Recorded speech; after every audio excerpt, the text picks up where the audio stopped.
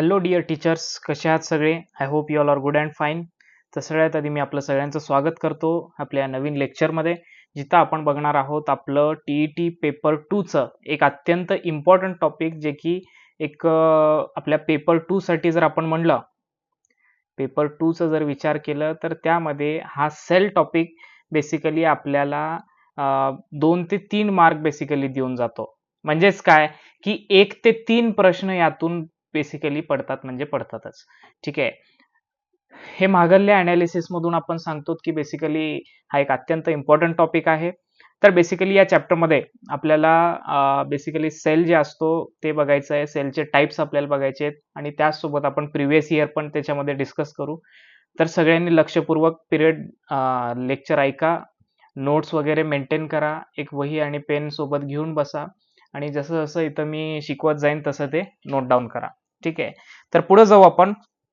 आणि सेल बद्दल जर म्हणलं आपण तर हे बेसिकली तुम्हाला 7वी आणि 8वी दोन्ही क्लासेसमध्ये हा चॅप्टर आपल्याला आलेला आहे. तर अत्यंत इम्पॉर्टंट चॅप्टर आहे असं समजून चला तुम्ही. ठीक आहे. तर पुढे जाऊ आपण. चला लक्ष द्या सगळ्यांनी. सगळ्यात पहिलं सेल काय असतो ते आपण जाणून घेऊ. Cell as a fundamental unit म्हणून इथं मी दिलेलं आहे. ठीक आहे. का आपण फंडामेंटल युनिट म्हणतो त्याला? बघा, सगळ्यात पहिलं सेलची डेफिनेशन, हे फर्स्ट जे दिलेलं लाईन, हे this is definition of cell. काय म्हणतो डेफिनेशन मध्ये? बघा, लक्ष द्या सगळ्यांनी. The cell is the basic. बघा, लक्ष द्या, अत्यंत इम्पॉर्टंट आहे. The cell is the basic structural and functional. आपण काय म्हणतो? सेल हा एक बेसिक युनिट आहे. कशाचं? आपल्या ह्युमन बॉडीचं म्हणा किंवा कोणत्याही लिव्हिंग ऑर्गॅनिझमचं. ठीक आहे. Basic structural and functional unit of all living organisms. आपण म्हणलं की प्रत्येक लिव्हिंग ऑर्गॅनिझमचा हा स्ट्रक्चरल युनिट आहे म्हणलं आपण, आणि त्यासोबत फंक्शनल युनिट आहे. म्हणजे काय? जर समजा तुमच्या बॉडीला स्ट्रक्चर देण्याचं काम करा म्हणा किंवा तुमच्या बॉडीमध्ये वेगळे वेगळे जे फंक्शन्स असतात त्या सगळ्यांना ऑकर करणं, सगळ्यांना म्हणजे बॉडीमध्ये परफॉर्म करणं, हा कुठं ना कुठं सेल करत असतो. लक्षात घ्या. ठीक आहे. म्हणजेच काय? आपली जे बॉडी बनलेली असते किंवा प्लांटची बॉडी, कोणत्याही लिव्हिंग ऑर्गॅनिझमची बॉडी, जसं आपलं बघा, एक बिल्डिंग तयार होण्यासाठी आपल्याला जसं लहान लहान विटा लागत असतात, हे असं करून आपली बिल्डिंग तयार होत असते. लक्षात घ्या. तसंच आपली जर ह्युमन बॉडी म्हणा किंवा प्लांट्स म्हणा, या सगळ्यामध्ये लहान लहान लहान लहान लहान सेल्स मिळून आपली पूर्ण बेसिकली बॉडी तयार होते. आणि हे सेल्स कुठं ना कुठं आपल्या बॉडीमध्ये स्ट्रक्चरल युनिट ते काम करतात. त्यासोबत हे फंक्शनल वेगळे वेगळे फंक्शन्स बॉडीमध्ये जे ऑकर होतात. तुमच्यामध्ये जे डायजेशन होतो, तुमच्यामध्ये जे रिप्रोडक्शन होतो, रेस्पिरेशन, जे जे काही फंक्शन्स आपल्या बॉडीमध्ये किंवा प्लांट्समध्ये होत असतात, ते त्याच्यामध्ये कुठं ना कुठं हे सेल्स बेसिकली इन्व्हॉल्व्ह असतात. ठीक आहे. तर त्याच्यामध्ये आपण पुढे काय म्हणतो बघा, cellular organisation is a primary characteristic of basically life. आपल्या लाईफचं किंवा कोणत्याही लिव्हिंग ऑर्गॅनिझमचं लाईफचं हे सेल्युलर ऑर्गॅनिझम म्हणजेच की सेल्सचं सगळ्या गोष्टी, हे एक आपलं फर्स्ट प्रेफरन्स आपल्या बॉडीचा असतो बेसिकली. कारण आपलं बॉडीज बेसिकली सेल्सनं तयार झालेलं आहे. लक्षात घ्या. ठीक आहे. तर ही आपली पहिली कॅरेक्टरिस्टिक आहे म्हटलं आपण लाईफचं. ठीक आहे. सेल्सचं ऑर्गनायझेशन. त्याच्यामध्ये आता सेलचं थोडंसं आपल्याला हिस्ट्री बघायची आहे. सेलची हिस्ट्री काय म्हणते आपल्याला? बघा, लक्ष द्या सगळ्यांनी.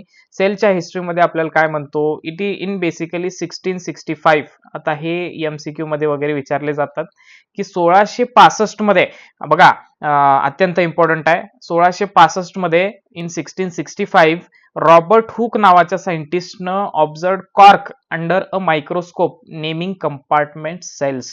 आता कोण दिलं? बघा, जे रॉबर्ट हुक नावाच्या सायंटिस्टनं आपल्याला 1665 मध्ये सांगून गेलं की बेसिकली एक कॉर्क नावाचं एक त्यानं काय झाडाचं एक हे घेतलं.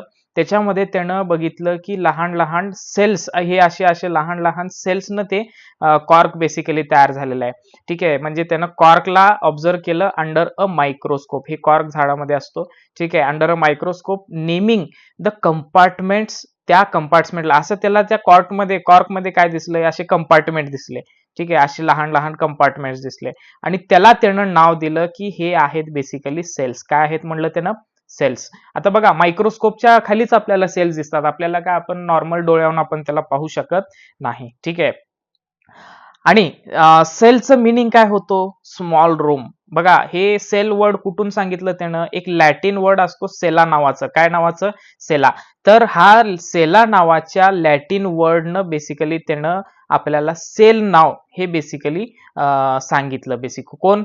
रॉबर्ट हुक नावाच्या सायंटिस्टनं. ठीक आहे. मग त्याच्यानंतर काय म्हणतो ते बघा, लक्ष द्या सगळ्यांनी. त्याच्यानंतर आपलं अजून एक सायंटिस्ट आलं, त्याचं नाव आहे बेसिकली अँटन व्हॅन लिव्हनहुक. कोणत्या साली? इन 1673. अँटन व्हॅन लिव्हनहुक काय म्हणतो आपल्याला बघा, build a microscope and observe live bacterial and protozoan cells. आता त्यानं काय केलं, त्यानं स्वतःहून एक मायक्रोस्कोप तयार केलं. ठीक आहे. मायक्रोस्कोप म्हणजे काय हो, जे आपण बेसिकली युजला घेतो. ठीक आहे. कोणत्याही गोष्टीला पाहण्यासाठी. ठीक आहे. इथं आपण स्लाइड्स खाली ठेवतो आणि त्या मायक्रोस्कोपच्या अंडर आपण काय करतो ते पाहणी करतो. तर त्यानं काय केलं, स्वतःच एक मायक्रोस्कोप काय डेव्हलप केलं त्यानं, मायक्रोस्कोप डेव्हलप केलं. आणि त्या मायक्रोस्कोपच्या खाली त्यानं काय केलं, बॅक्टेरियल सेल, जे बॅक्टेरिया असतो, लहान बॅक्टेरिया आणि प्रोटोझोआ सेल्स त्यानं काय केलं, त्याच्या खाली ऑब्झर्व केलं. ठीक आहे. आता त्याचसोबत एक 2022 ला आलेला आपलं एक प्रिव्हियस इयर क्वेश्चन आहे. काय म्हणतो बघा, हे एवढं झालं आपलं सेलची डेफिनेशन आणि सेलची हिस्ट्री. आता प्रिव्हियस इयर मध्ये काय म्हणतो बघा, हे महाग आलेलं टीईटी मधलं वगैरे प्रश्न आहे बरं का. त्याच्यामध्ये काय बघा, who coined the term cell. Cell term हा कोण दिला आपल्याला? आत्ताच सांगितलं मी तुम्हाला. 2 मिनिटात तुम्ही तुमच्या डोक्यामध्ये सांगा बरं कोणतं उत्तर येईल त्याचं. फर्स्ट ऑप्शन आहे Robert Brown, Anton van Leeuwenhoek, Robert Hooke and T Schwann. बघा लक्ष द्या, कोणता आहे? हा राईट. आपण म्हणतो की रॉबर्ट हुक. आत्ताच इथं तुम्हाला सांगितलं इन 1665 रॉबर्ट काय? हुक. रॉबर्ट हुक ना आपल्याला काय दिलं, बेसिकली टर्म सेल हा आपल्याला त्यानं सांगून दिलं. ठीक आहे. कारण त्यानं सगळ्यात आधी ते सेलला काय केलेलं आहे, बघितलेलं आहे. आलं लक्षात? म्हणून त्याचं उत्तर काय येईल, Robert Hooke in basically 1665. Option C is the right answer. ठीक आहे. आले 1 मार्क आपल्याला इथं, लक्ष द्या. ठीक आहे. म्हणून हे अत्यंत इम्पॉर्टंट टॉपिक आहे, अत्यंत सोपं टॉपिक आहे, फक्त लक्ष देण्याची गरज आहे. पुढे जाऊ आपण. आता नेक्स्ट काय म्हणतं बघा, आता सेलचं साईज आणि मेजरमेंट आपल्याला बघायचं आहे की सेलचं काय साईज असतो, कसं त्याचं काय म्हणतात ते डिवाइड होतात ते बघा. त्याच्यामध्ये सेल आर मायक्रोस्कोपिक म्हणलं आपण. मायक्रोस्कोपिक म्हणजे काय, त्याला आपण पाहण्यासाठी फक्त आणि फक्त मायक्रोस्कोपचाच उपयोग आपण घेऊ शकतो. ठीक आहे. Measured in micrometres. आता मायक्रोमीटर्सचा हा एक सिम्बॉल दिलेला आहे इथं, हे असं MU असं काढल्यासारखं. मायक्रोमीटर्स मेजर्ड इन कसं, मायक्रोमीटर्स. मायक्रोमीटर्स मध्ये आपण त्याला मेजर करतो.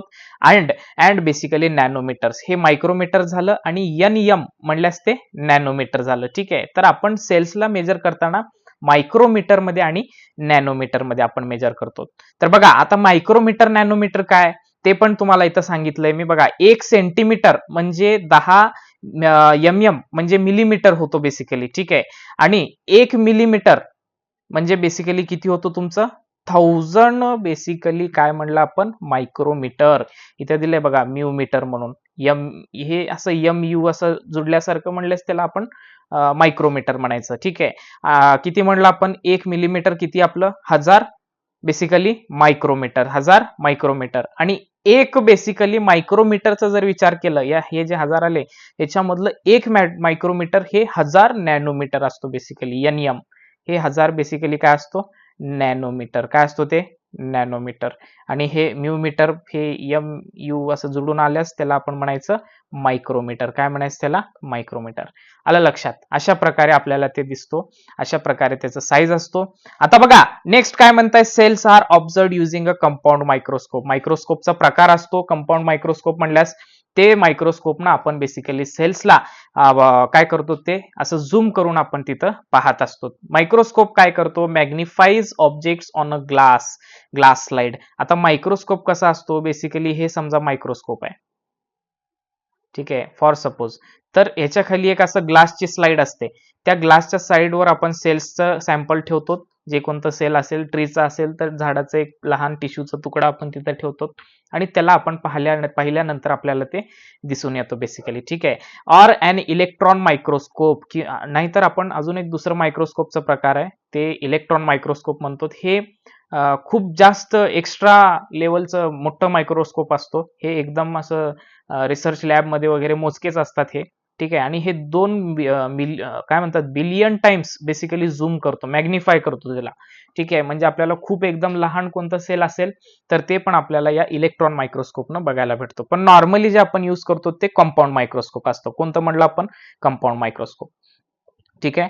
तर पुढे जाऊ आपण. पुढे घे आता काय म्हणते बघा next cell structure and basically types. आता सेलचं स्ट्रक्चर कसं असतो, आकार कसा असतो, कोणत्या कोणत्या आकारामध्ये आपल्याला ते दिसतात आणि त्याचे प्रकार कोणते आहेत ते आपल्याला बघायचं आहे. बघा सगळ्यात पहिलं सेल व्हेरी इन शेप. सेलचे शेप कसे असतात म्हणलं आपण? वेगळे वेगळे. It varies in shape. आता बघा शेपचा जर विचार केला आपण तर बेसिकली त्याच्यामध्ये आपल्याला सर्क्युलर दिसतो.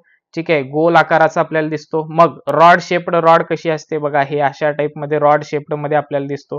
त्याचसोबत जर आपण विचार केलं कोलमनार, हे असे कॉलम असल्यासारखे पण ते आपल्याला दिसतात बेसिकली. ठीक आहे. मग त्याच्यानंतर स्पायरल.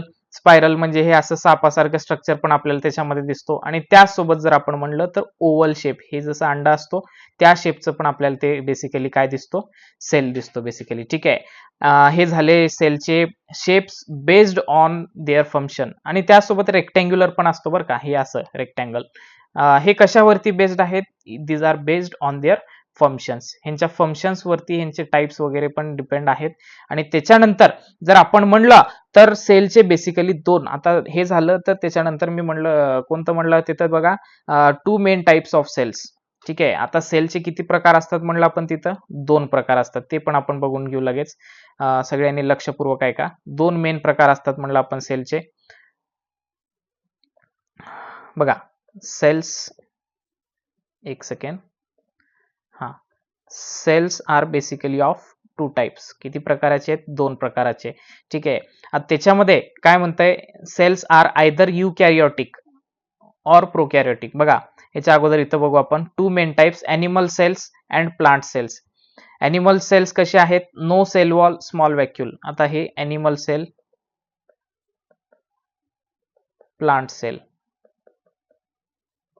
सेलचे दोन प्रकार म्हणजे हे असतात, युकॅरियोटिक आणि प्रोकॅरियोटिक. हे सेलचे दुसरं म्हणजे एनिमल सेल आणि प्लांट सेल बद्दल दिलेलं आहे. म्हणजे जनावरांमधले सेल कसे असतात आणि एनिमल सेल कसे असतात, सॉरी प्लांट सेल कसे असतात. आता एनिमल सेल काय म्हणते बघा, two main types, animal cells, no cell wall. आता हा जे सेल असतो, ठीक आहे, हे एक सेल आहे समजा आणि हे प्लांट सेल आहे समजा, असं फॉर एक्झाम्पल. तर याच्यामध्ये जर आपण विचार केलं तर एनिमल सेलमध्ये सेल वॉल म्हणजे हे एक आउटर लेअर असते. ठीक आहे. सेल वॉल हे त्याच्यामध्ये प्रेझेंट नाही म्हणता येते. कसं आहे? त्याच्यामध्ये प्रेझेंट नाही, नो सेल वॉल. आणि जे व्हॅक्यूल असतो, व्हॅक्यूल म्हणजे असं एक मध्ये ओपन स्पेस असतो जे की काही मटेरियल स्टोअर करतो त्याच्यामध्ये. हे जे व्हॅक्यूल आहे ते त्याच्यामध्ये कसं आहे म्हणता येते? स्मॉल आहे. ठीक आहे. And plant cells have cell wall. आणि हे जे प्लांट सेल आहेत त्यांना एक वॉल असते सेलच्या बाहेर, त्याला सेल वॉल म्हणतात. ते आपल्याला प्लांट सेलमध्ये दिसते. आणि त्याचसोबत सिंगल लार्ज व्हॅक्यूल. आणि त्याच्यामध्ये हे जे प्लांट सेल असतो त्याच्यामध्ये एक आपल्याला मोठं व्हॅक्यूल म्हणजे एक ओपन स्पेस आपल्याला तिथं दिसतो. ठीक आहे. आणि त्याचसोबत क्लोरोप्लास्ट पण त्याच्यामध्ये असतात. म्हणजे जे फोटोसिंथेसिस जे होतो, झाडात स्वतःचं जीवन जे तयार करतात ते त्याच्यामध्ये पण बेसिकली ते इन्व्हॉल्व्ह होतात. ठीक आहे. हे झाले प्लांट सेल आणि अॅनिमल सेल बद्दल. आता हे जे आपण म्हणलं सेल्स, हे बेसिकली दोन प्रकाराचे असतात. आपल्याला जे सगळ्या ऑर्गॅनिझम मध्ये जर आपण म्हणलं तर आपल्याला बेसिकली दोन प्रकाराचे सेल आपल्याला तिथं दिसून येतात. हाऊ मेनी टाइप्स म्हणलं आपण? Two types. How many types? Two types. कोणकोणते आहेत ते बघा, लक्ष द्या सगळ्यांनी. एक आपण सेल म्हणलं कोणतं टाइपचं? युकॅरियोटिक. कोणतं म्हणलं आपण? युकॅरियोटिक.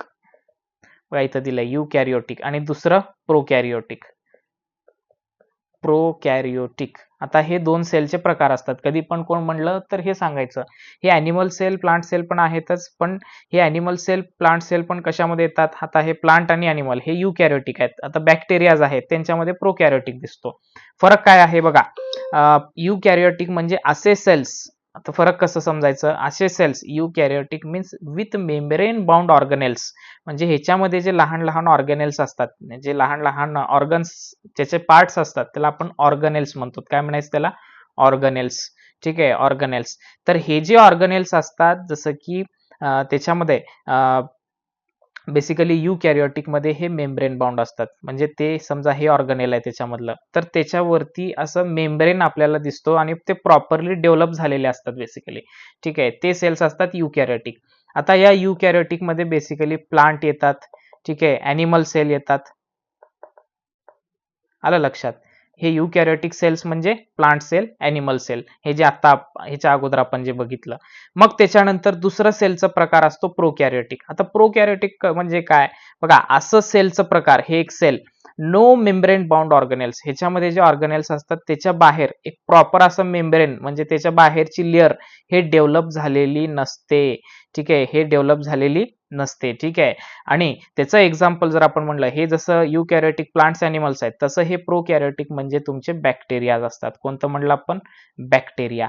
ठीक आहे, म्हणजे बघा दोन गोष्टी लक्षात ठेवायचे. सेल्स आहेत आपले, सेल्स दोन प्रकाराचे, युकॅरियोटिक सेल, प्रोकॅरियोटिक सेल. युकॅरियोटिक म्हणजे कसं काय म्हणायचं आपण, की असे सेल्स ज्याच्यामध्ये बेसिकली न्यूक्लियस म्हणा किंवा त्याच्यामधले जे ऑर्गनेल्स आहेत ते सगळे वेल डेव्हलप्ड आहेत, त्याच्या बाहेर बेसिकली मेम्ब्रेन हे प्रेझेंट आहे.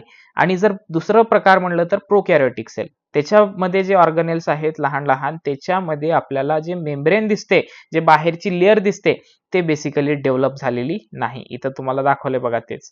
ठीक आहे, इथं रॉंग केलं म्हणले असते, त्याच्या बाहेर एक लेअर प्रेझेंट नाही, ते प्रॉपरली डेव्हलप झालेले नसतात. ते दिसतात आपल्याला बॅक्टेरियामध्ये, व्हायरसमध्ये. हे जे युनिसेल्युलर असतात त्यांच्यामध्ये आपल्याला प्रोकॅरियोटिक सेल हे दिसतो, आणि जे युकॅरियोटिक आहेत ते प्लांट्स आणि ॲनिमल्स असतात बेसिकली. ठीक आहे, मग त्याच्यानंतर हे झालं सगळं सेल्स बद्दल आणि त्याचे टाइप्स. पुढे जाऊ आपण आता. अजून त्याला आपल्याला डिटेलमध्ये बघायचं आहे, प्लांट सेल, ॲनिमल सेल येणारच आहे आपल्याला. त्याच्यानंतर बघा आता एक महागा आलेलं क्वेश्चन आहे, हे सॉल्व्ह करू आपण.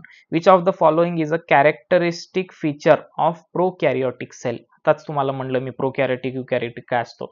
मग ते म्हणतं की एक प्रोकॅरियोटिक सेलचं कॅरेक्टरिस्टिक फीचर काय आहे सांगा. बघा लवकर लक्ष द्या, सगळ्यांनी वाचा आणि लगेच उत्तर द्या मला. Presence of a well defined nucleus. मी तुम्हाला एक म्हणलं होतं की हे समजा सेल आहे, सेलमध्ये असतो न्यूक्लियस. आता हे दोन सेलचा विचार केला आपण, एक प्रोकॅरियोटिक आणि एक युकॅरियोटिक. क्वेश्चन काय आपलं, which of the following is characteristic feature of prokaryotic cell. Presence of a well defined nucleus. Well defined म्हणजे प्रॉपरली डेव्हलप झालेला न्यूक्लियस प्रोकॅरियोटिक मध्ये असतो का? मी तुम्हाला आत्ताच म्हणलं त्याच्यामध्ये प्रॉपरली मेम्ब्रेन डेव्हलप झालेले नसतात, म्हणल्यास हे याच्यामध्ये येणार नाही. ठीक आहे, मग त्याच्यामध्ये न्यूक्लिअर मेम्ब्रेन नसते. मग presence of membrane bound organelles म्हणजे काय? हे प्रोकॅरियोटिक मध्ये हे जे ऑर्गनेल्स आहेत, लहान लहान ऑर्गनेल्स सगळे, हे यांच्यावरती मेम्ब्रेन असते का म्हणलं होतो आपण, ते पण प्रेझेंट नाही. ठीक आहे, म्हणल्यास हे पण उत्तर येणार नाही. मग absence of a nuclear membrane. आता बघा प्रोकॅरियोटिक सेल हे आपण नंतर बघू. प्रेझेन्स ऑफ मल्टिपल क्रोमोझोम्स, वेगळे वेगळे क्रोमोझोम्स. क्रोमोझोम्स असतात, हे एक तुम्हाला सांगतो. क्रोमोझोम्स असतात आपल्या न्यूक्लियसच्या मध्ये. ते कवा हो क्रोमोझोम्स असतात, जेव्हा न्यूक्लियस प्रॉपरली डेव्हलप झालेला असेल. न्यूक्लियस आपल्या सेलमध्ये असतो. मग आपण असं म्हणू शकतो की जर प्रोकॅरियोटिक सेलमध्ये प्रॉपरली ऑर्गनेल्स डेव्हलप झालेले नाहीत, तर न्यूक्लिअर हे न्यूक्लियस डेव्हलप झालं नाही, तर त्याच्यामध्ये क्रोमोझोम कुठलं डेव्हलप होणार आहे? म्हणजे हे प्रेझेन्स ऑफ मल्टिपल क्रोमोझोम्स पण येणार नाही. Absence of nuclear membrane. Nuclear membrane त्याच्यावरती आपण म्हणलं इथं आत्ताच तुम्हाला सांगितलं होतं बघा, नो मेम्ब्रेन बाउंड ऑर्गनेल्स म्हणजेच की प्रोकॅरियोटिक. म्हणजे इथं तेच म्हणलंय की आपल्या प्रोकॅरियोटिक मध्ये न्यूक्लिअर मेम्ब्रेन हे जे सेल्स असतात त्याच्यामध्ये प्रेझेंट नसते, म्हणल्यास हे आपलं राईट आन्सर आहे, ऑप्शन सी. ठीक आहे, पुढे जाऊ आपण आता. ते पण महागल्ला आलेलं क्वेश्चन आहे ते. ठीक आहे, आता त्याच्यानंतर बघा सेलचे कंपोनेंट्स आपल्याला बघायचे. समजा हा सेल आहे, सेलच्या मध्ये हे कोणकोणते कंपोनेंट्स असतात, असे लहान लहान कंपोनेंट्स असतात त्याच्यामध्ये, ते आपल्याला बघायचं आहे. सगळ्यात पहिलं जर आपण म्हणला सेल वॉल, कोणतं म्हणलं आपण? Cell wall. बघा लक्ष द्या सगळ्यांनी, 100% लक्ष माझ्याकडे असू द्या.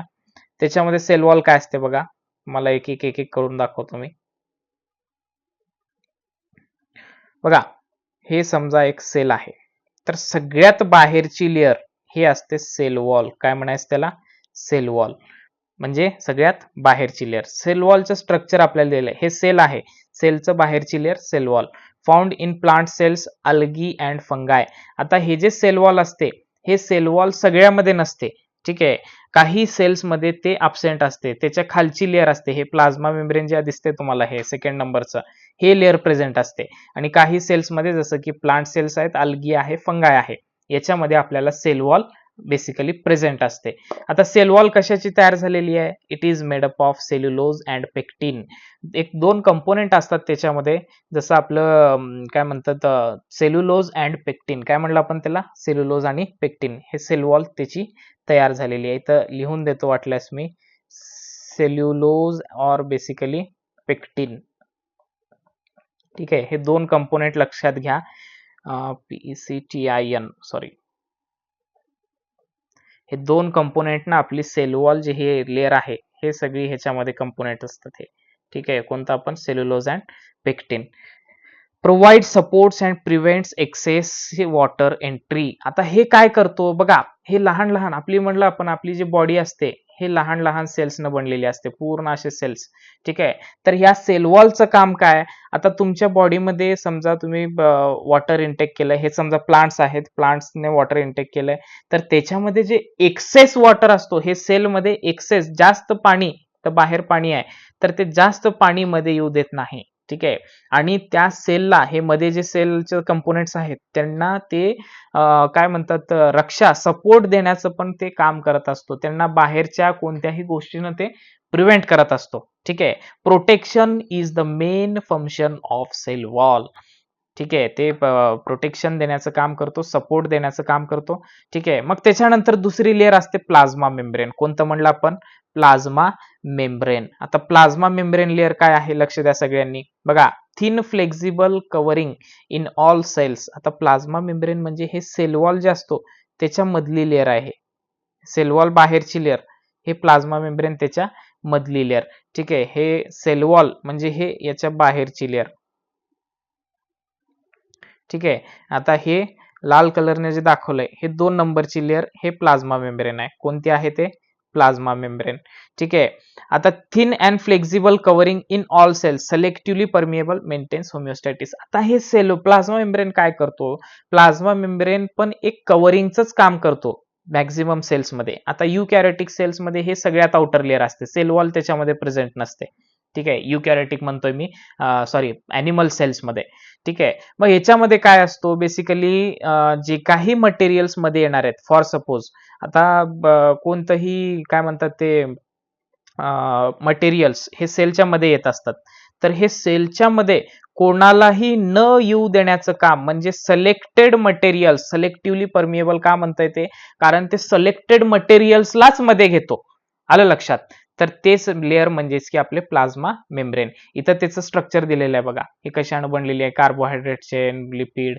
हे मी कसं आहे, हे डायग्राम्स पण इथं टाकलेले आहेत, तुम्ही डायग्राम्स वगैरे बघून त्याचं स्ट्रक्चर वगैरे कसं कसं आहे ते थोडंसं समजून घेऊन अभ्यास करा. ठीक आहे. हे झालं प्लाझ्मा मेम्ब्रेन बद्दल. मग त्याच्यानंतर आहे सायटोप्लाझम. आता सायटोप्लाझम म्हणजे काय हो? बघा, लक्ष द्या सगळ्यांनी. खूप आता आपण डिटेलमध्ये चाललो मध्ये मध्ये. बघा, आता cytoplasm, fluid between plasma membrane and nucleus. आता न्यूक्लियस नावाचं एक मध्ये कंपोनेंट असतो, असं आपण तुम्हाला म्हणलं होतं. आणि प्लाझ्मा मेम्ब्रेन काय म्हणलं ते? Fluid between the plasma membrane. बघा, हे हिरव्या कलरचं न्यूक्लियस असतो, प्रत्येक सेलच्या मध्ये असतो ते. ठीक आहे.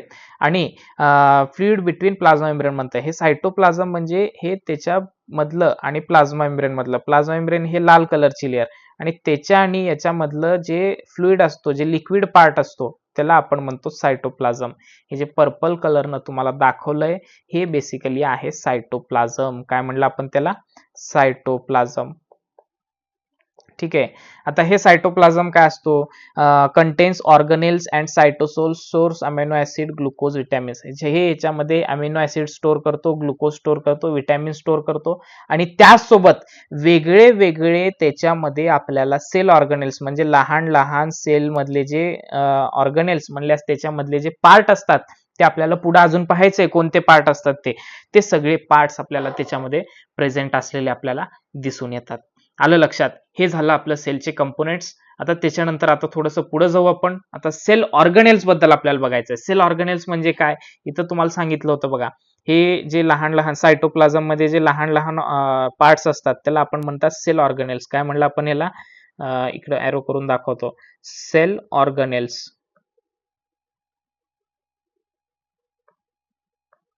Sale organelles. तर हे सेल ऑर्गनेल्स आपल्याला आता पाहायचे. ठीक आहे, आता पुढे इथं तेच दिलं बघा, सेल ऑर्गनेल्स. सगळ्यात पहिलं त्याच्यामधलं मी म्हणलं कोणतं, न्यूक्लियस. आताच तुम्हाला न्यूक्लियस बद्दल सांगितलं होतं. न्यूक्लियस काय असतो, समजा for suppose this is our cell, हे आपलं सेल आहे. ठीक आहे, सेलच्या मध्ये एक लहान पार्ट असतो, लहान, त्याच्यामध्ये बेसिकली आपण त्याला म्हणतो न्यूक्लियस. काय म्हणायचं आपण त्याला, न्यूक्लियस. आता न्यूक्लियस काय असतो बघा, लक्ष द्या सगळ्यांनी, याला आपण म्हणलं न्यूक्लियस. न्यूक्लियस म्हणजे काय, control cell function and heredity. जे काही सेल्समध्ये वेगळे वेगळे फंक्शन्स असतात आणि हेरिडिटी बघा, एकतर त्यानं आपल्यामधले काही फंक्शन्स ऑकर करतो आणि त्यासोबत सगळ्यात इम्पॉर्टंट त्याचं पार्ट असतो बेसिकली हेरिडिटीचं. हेरिडिटी म्हणजे काय म्हणलो आपण, बेसिकली आपल्याला पॅरेंट्स कडून जे कॅरेक्टर्स येतात, समजा तुमचं हेअर कलर आहे, ठीक आहे, तुमच्यामधले बॉडी कलर आहे, ठीक आहे, बॉडीचा काय म्हणतात तुमचं दिसणं, लुक्स वगैरे, या सगळ्या ज्या आपल्याला येत असतात ते स्टोर असतात बेसिकली या न्यूक्लियसमध्ये. न्यूक्लियसमध्ये बेसिकली असतो ते डीएनए वगैरे जे आपण म्हणतो, ठीक आहे, ते ह्याच्यामध्ये प्रेझेंट असतो, जीन्स वगैरे. ठीक आहे, कशामध्ये, न्यूक्लियसमध्ये. तर हे त्याचं फंक्शन आहे. Has a double membrane with pores. आता न्यूक्लियसला काय म्हणता येते, ते त्याला डबल मेम्ब्रेन आहेत म्हणता येते. काय आहे त्याला, बेसिकली डबल मेम्ब्रेन. ठीक आहे, हे असे दोन मेम्ब्रेन्स त्याच्यामध्ये आपल्याला दिसतात. Contains chromatin and nucleolus. हे क्रोमॅटिन, क्रोमॅटिन म्हणजे काय, जे क्रोमोझोम तयार करतो. क्रोमोझोम आपण जे म्हणतो माणसांमध्ये, ह्युमन्समध्ये किती असतात, 23 पेअर्स असतात म्हणतो आपण. 23 पेअर्स म्हणजे 2 क्रोमोझोम हे आपले कॅरेक्टर्स डिसाईड करतात, प्लस एक क्रोमोझोमचा सेट, दोन म्हणल्यास, सॉरी, दोन म्हणतोय मी, 22 क्रोमोझोम्स हे आपले कॅरेक्टर्स, तुमचं बॉडी कलर म्हणा, तुमचे लुक्स म्हणा, हे सगळे हे 22 डिसाईड करतात. आणि एक क्रोमोझोम हे सेक्स क्रोमोझोम्स असतो. कोणतं क्रोमोझोम्स म्हणलं आपण, सेक्स क्रोमोझोम. असे 23 पेअर्स असतात. पेअर्स म्हणजे 46 टोटल क्रोमोझोम्स आपल्याला असतात. तर ते तयार कोण करतो, क्रोमॅटिन. आणि ते कुठं प्रेझेंट असतो म्हणलं आपण, न्यूक्लियसमध्ये प्रेझेंट असतो. अँड बेसिकली त्याच्यामध्ये आपल्याला न्यूक्लिओलस, त्याचंच न्यूक्लियसचं पार्ट एक असतो न्यूक्लियस, त्याला ते पण आपल्याला तिथं दिसतो बेसिकली. ठीक आहे, हे झालं न्यूक्लियस बद्दल. मग त्याच्यानंतर बघा टीचर्स, मी अत्यंत एकदम डिटेलमध्ये जाऊन, जसं आपलं सीटीईटीला किंवा टीईटीला लागतो त्या हिशोबाने मी शिकवतोय. तर 100% लक्ष असू द्या. तुम्हाला इथून बाहेर जास्ती करून तर प्रश्न जास्त पडणार नाहीत, याची आपण खात्री घेऊ. ठीक आहे, मग त्याच्यानंतर आपण म्हणलं एंडोप्लाझ्मिक रेटिक्युलम. कोणतं म्हणलं आपण, एंडोप्लाझ्मिक रेटिक्युलम. आता हा काय आहे बघा, हे न्यूक्लियसचं पण स्ट्रक्चर इथं दाखवलंय बघा तुम्हाला. हे अशा प्रकारे न्यूक्लियस दिसतो आपल्याला. मग त्याच्यानंतर आहे एंडोप्लाझ्मिक रेटिक्युलम. कोणतं म्हणलं आपण, एंडोप्लाझ्मिक रेटिक्युलम. एंडोप्लाझ्मिक रेटिक्युलम म्हणजे काय बघा, एक असं आपल्याला नेट लाईक स्ट्रक्चर हे दिसतात तुम्हाला, हे नेट लाईक स्ट्रक्चर, हे नेट लाईक स्ट्रक्चर बेसिकली आपल्याला दिसतात त्याच्यामध्ये. And rough endoplasmic reticulum with ribosomes. आता याच्यामध्ये बघा, हे जे रायबोझोम्स म्हणून इथं दाखवलेलं आहे तुम्हाला, हे जेव्हा एंडोप्लाझ्मिक रेटिक्युलम वरती प्रेझेंट असतात त्याला आपण म्हणतो रफ एंडोप्लाझ्मिक रेटिक्युलम. हे एमसीक्यू मध्ये येऊ शकतो बरं का. आणि जर ते प्रेझेंट नसतील त्याला म्हणायचं smooth endoplasmic reticulum. Rough endoplasmic with ribosomes म्हणजे रायबोझोम्स नावाचे हे लहान लहान त्याच्यावरती असे हे डॉट डॉट दिसतात ना, ते रायबोझोम्स आहेत. ते जर प्रेझेंट असले त्याला रफ एंडोप्लाझ्मिक रेटिक्युलम म्हणायचं. हे एंडोप्लाझ्मिक रेटिक्युलमचे टाईप आहेत. ठीक आहे, आणि जर ते अब्सेंट असतील तर त्याला स्मूथ एंडोप्लाझ्मिक रेटिक्युलम म्हणायचं. ते काय करतात, हे प्रोटीन कंडक्ट करतात त्यांच्यामध्ये आणि टॉक्झिन्सला बाहेर काढून टाकतात, डिटॉक्स करतात बेसिकली. ठीक आहे, हे एंडोप्लाझ्मिक रेटिक्युलमचं काम आहे. ठीक आहे, आता पुढे जाऊ आपण. पुढचं आहे आपलं गोल्गी कॉम्प्लेक्स. काय म्हणलं आपण, गोल्गी कॉम्प्लेक्स. हा पण आपल्याला थोडंफार दिसायला काय म्हणतात ते एंडोप्लाझ्मिक सारखं दिसतो, पण हे कसं आहेत, हे फ्लॅट सॅक्स आहेत. म्हणजे काय, हे पोते जसे असतात पण फ्लॅट पोते बघा. अँड त्याला आपण म्हणतो सिस्टर्नी. हे जसं आकार इथं खाली दाखवलंय बघ तुम्हाला, हे काय वेगळंच होतं हे प्रकार.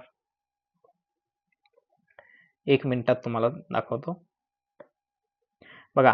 हे असे 1 सेकंड, हे असे सॅक्स लाईक स्ट्रक्चर तिथं बेसिकली प्रेझेंट असतात. ठीक आहे, हे काय वेगळं जाऊ दे. इथं लक्ष द्या या गोल्गी कॉम्प्लेक्सच्या डायग्राम मध्ये. इथं बघा हे फ्लॅट लाईक स्ट्रक्चर हे जे दिसतात त्याला आपण म्हणतो सिस्टर्नी. काय म्हणायचं त्याला? सिस्टर्नी. डायग्राम वगैरे देऊन पण प्रश्न विचारू शकतो ते. It modifies sorts and packs proteins for the distribution from vacuoles and lysosomes. हे काय करतात बेसिकली जे प्रोटीन्स असतात त्यांना हे पॅक करून ठेवण्याचं काम करतात हे. ठीक आहे, जसं पोत्याचंच काम करतात, लक्ष द्या हे. ठीक आहे, फॉर डिस्ट्रीब्युशन. आणि ते फॉर्म करतात व्हॅक्युल्स अँड लायसोसोम्स. आता व्हॅक्युल्स आणि लायसोसोम्स काय असतात? जर समजा हे सेल आहे, सेलच्या मध्ये एक असं ओपन स्पेस प्रेझेंट असतो, त्याला म्हणतात व्हॅक्यूल. ते व्हॅक्यूल एक आपलं पार्ट असतो सेलचं, सेल ऑर्गनेल आहे ते. पुढे आपल्याला तेच बघायचं आता. ठीक आहे, त्याला आणि लायसोसोम्स पण आपल्या सेल मधलं एक सेल ऑर्गनेल आहे, त्याला दोन्हीला बनवण्याचं काम हे बेसिकली गोल्गी कॉम्प्लेक्स करत असतो. हे थोडंसं टफ टॉपिक आहे, थोडंसं लक्ष देण्याचं टॉपिक आहे, थोडंसं काय म्हणतात वर्ड्स लक्ष ठेवण्याचं पण टॉपिक आहे. तर सगळ्यांनी लक्षपूर्वक ते नावं लक्षात ठेवा. ठीक आहे, आता पुढे जाऊ आपण. नेक्स्ट काय म्हणताय बघा, पुढचं सेल ऑर्गनेल आपलं लायसोसोम्स. लायसोसोम्स म्हणजे पण तेच आपलं सेल मधलं एक ऑर्गनेल. जसं आताच तुम्हाला सेल काढून दाखवलं होतं त्याच्यामधलं एक लायसोसोम्स पण ऑर्गनेल असतो. Single membrane sacs with digestive enzymes. हे एक असं सिंगल मेम्ब्रेन इथं दिसतंय तुम्हाला डायग्राम मध्ये. एक सिंगल अशी एकच मेम्ब्रेन आहे, त्याच्यावरती डायजेस्टिव्ह एन्झाइम्स जे काही डायजेशन मध्ये वगैरे एन्झाइम्स काय करतात, काम करतात, ते त्याच्यामध्ये प्रेझेंट असतात. They basically destroy pathogens. बघा काय म्हणतंय, पॅथोजन जे असतात त्यांना डिस्ट्रॉय करण्याचं काम करतो. Worn out organelles and waste. Basically waste वगैरे जे असतो त्याला पण ते जसं काय म्हणतात बघा, called suicide bags during cell damage. याला आपण जेव्हा सेल डॅमेज झालं तर याला सुसाइड बॅग्स म्हणतात म्हणलं आपण. ठीक आहे, आणि बेसिकली हे पॅथोजन्सला डिस्ट्रॉय करण्याचं ह्यांचं मेन काम असतो. त्याच्यामध्ये डायजेस्टिव्ह एन्झाइम्स प्रेझेंट असतात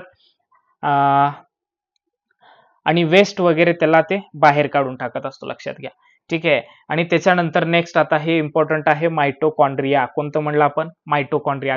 इथं दिसतंय बघा तुम्हाला, हे डायग्राम म्हणजेच मायटोकॉन्ड्रियाची. त्याच्यामध्ये काय म्हणलंय, डबल मेम्ब्रेन. आता मायटोकॉन्ड्रिया म्हणजे अशी आपल्याला दोन मेम्ब्रेन दिसतात बघा. हे एक बघा, इथं एक मेम्ब्रेन आहे आणि हे एक याच्यामध्ये एक मेम्ब्रेन. इकडे दुसऱ्या कलरनं दाखवतो, रेड कलर कडे लक्ष द्या. इकडं हे बघा, हे एक मेम्ब्रेन आणि हे एक मेम्ब्रेन.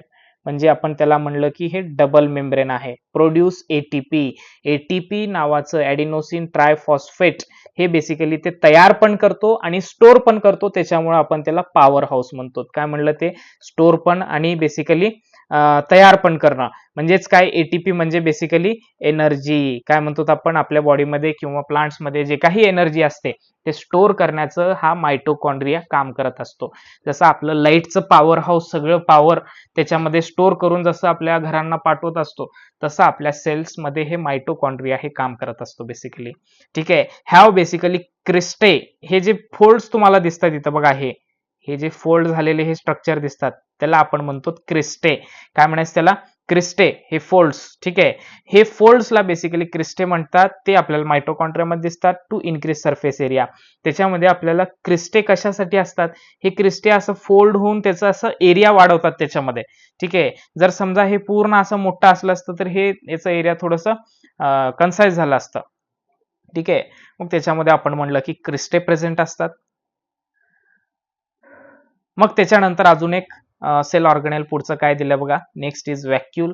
व्हॅक्यूल काय म्हणलं तुम्हाला, मी अगोदरच म्हणलं होतं, एक ओपन असं स्पेस तुम्हाला दिसतो सेलमध्ये, जे की बेसिकली स्टोरेज सॅक्स असतात. हे मोठं स्पेस जे की स्टोरेज साठी वापरलं जातो. ठीक आहे, त्याला आपण म्हणतो बेसिकली व्हॅक्यूल. काय म्हणलं आपण त्याला? व्हॅक्यूल. ठीक आहे, आता व्हॅक्यूलचं काम काय? It is large in plant cells, small in animal cells. हे प्लांट सेलमध्ये आपल्याला खूप मोठं दिसतो आणि ॲनिमल सेल्समध्ये कसं दिसतो? लहान दिसतो बेसिकली. ठीक आहे, याचं काम म्हणजेच काय? Stores waste or food. हे एकतर फूड स्टोअर करतो किंवा वेस्ट मटेरियल त्याच्यामध्ये स्टोअर करून ठेवतो. ठीक आहे, तर हे व्हॅक्यूलचं काम आहे. ठीक आहे, तर this is one of the cell organelle. पुढे जाऊ आपण आता. नेक्स्ट जर आपण म्हणला पुढे एक छोटस एक प्लास्टिड्स म्हणून एक लक्षात घ्या. तुम्ही क्लोरोप्लास्ट वगैरे ऐकलंच असेल. ठीक आहे, तर हे प्लास्टिड जे की प्लांट्स मधलं एक सेल आहे, त्याच्यामध्ये काय म्हणतात क्लोरोप्लास्ट हे प्रेझेंट असतात. म्हणजेच काय, लीव्स मध्ये मगर आहे, लीव्स मध्ये वगैरे, प्लांट्स मध्ये वगैरे हे प्रेझेंट असतात. ठीक आहे, प्लांट सेल मध्ये बेसिकली. आता हे प्लास्टिडचं काम काय आहे, ह्याच्यामध्ये क्लोरोप्लास्ट आहे म्हणल्यास हे कुठं ना कुठं फोटोसिंथेसिस, जे झाडं स्वतःचं जेवण तयार करतात, ठीक आहे, कंटेन क्लोरोफिल, हे क्लोरोफिल पण, तर हे कुठं ना कुठं फोटोसिंथेसिस, जे स्वतःचं जेवण ते तयार करत असतात, त्याच्यामध्ये हे सेल्स बेसिकली इन्व्हॉल्व्ह असतात. ठीक आहे, क्रोमोप्लास्ट म्हणजे फ्लावर्स मध्ये कलर देण्याचं ते काम करतात. ल्युकोप्लास्ट स्टार्च, ऑइल वगैरे स्टोअर करण्याचं काम करतात. तर हे सेल्सचं काम आहे ते बेसिकली. ठीक आहे, कोणतं म्हणलं आपण, प्लास्टिड म्हणजे बेसिकली ते सेल्स जे की आपले प्लांट्स मध्ये प्रेझेंट असतात. आता काही पिगमेंट्स तिथं दिले आहेत. पिगमेंट्स म्हणजे काय, जे की कलर वगैरे येण्यासाठी जे इन्व्हॉल्व्ह असतात. जसं आपल्या प्लांट्समध्ये क्लोरोफिल असतो, त्याच्यामुळे आपल्या प्लांट्समध्ये हिरवा कलर येतो. मग कॅरोटीन नावाचं एक आहे, कॅरोटीननं ऑरेंज कलर येतो, झॅन्थोफिलनं येलो कलर, अँथोसायनिननं पर्पल कलर, बेटालायन्सनं डार्क पिंक कलर. म्हणजे ह्याच्यानं कलर देण्याचं काम करतात हे. जसं लीव्ज आहेत त्यांना हिरवा कलर, फ्लावर्स मध्ये कोणतं तर कलर, मग वेगळे वेगळे जे फ्रुट्स असतात या सगळ्यांना कलर देण्याचं काम हे पिगमेंट्स करत असतात. ठीक आहे, म्हणजे हे एक लक्षात ठेवा, क्लोरोफिल एक इम्पॉर्टंट आहे ह्याच्यामध्ये आणि कॅरोटीन पण. ठीक आहे, पुढे जाऊ आपण आता. हे झालं प्लास्टिड्स बद्दल. आता काही प्रश्न मागं पडलेले आहेत ते आपण बघून घेऊ.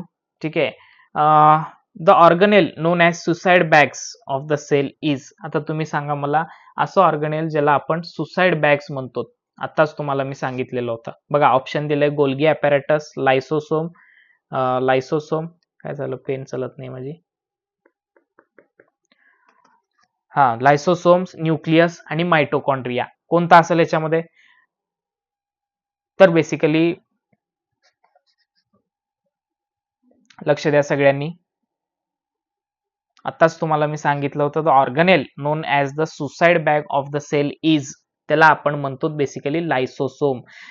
सॉरी टीचर्स, माझी पेनची काय म्हणतात ते चार्जिंग संपलेली आहे, म्हणून मी लिहू शकत नाही. फक्त तुम्हाला ओरली सांगतो, आपलं जे ऑर्गनेल ज्याला आपण सुसाइड बॅग्स म्हणतो ते असतो बेसिकली लायसोसोम्स. बिकॉज कशासाठी आपण म्हणलं, कारण त्याच्यामध्ये आपण पॉवरफुल डायजेस्टिव्ह एन्झाईम्स त्याच्यामध्ये स्टोअर करतो. इथं आताच तुम्हाला सांगितलं होतं मी बघा, the single membrane sac with digestive enzyme called as suicide bags. काय म्हणलं आपण त्याला, सुसाइड बॅग्स. आलं लक्षात. मग त्याच्यानंतर अजून एक क्वेश्चन दिलंय, which of the following cell organelle is responsible for the synthesis of ATP. ATP साठी कोण सिंथेसिस करतो म्हणलं, आताच तुम्हाला सांगितलं होतं मी, powerhouse of the cell. बघा इथं mitochondria, double membrane produce ATP, इथं तेच दिलंय.